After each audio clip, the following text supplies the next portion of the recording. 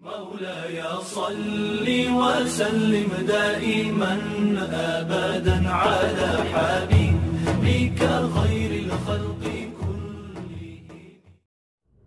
بسم اللہ الرحمن الرحیم. السلام علیکم ورحمۃ اللہ وبرکاتہ. حدیث آپ ڈڑے کے ساتھ حاضر ہے آپ کا دوست اقبال اختر. عزیز دوستوں، آج کی حدیث ہم نے سنن نسائی سے منتخب کی ہے. کچھ دنوں پہلے ہم نے جمعہ کی فضیلت پر ویڈیو ڈالی تھی جس میں یہ بتایا گیا تھا کہ بہترین دن جس میں سورج طلوع ہوا وہ جمعہ کا دن ہے.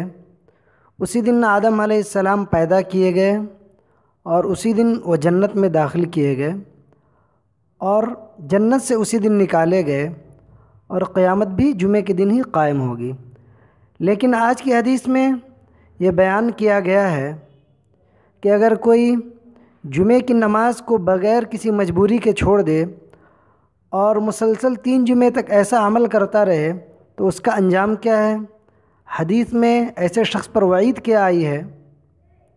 سماعت فرمائے سنن نسائی کتاب الجمعہ حدیث نمبر 1369.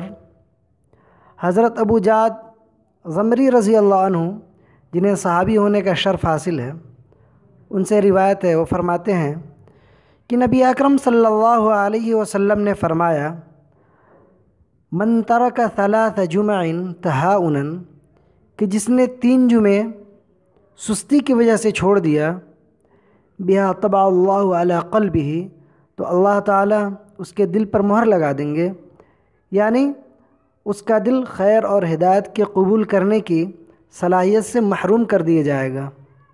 اللہ تعالیٰ ہم سب کی حفاظت فرمائے. آمین. السلام علیکم ورحمۃ اللہ وبرکاتہ.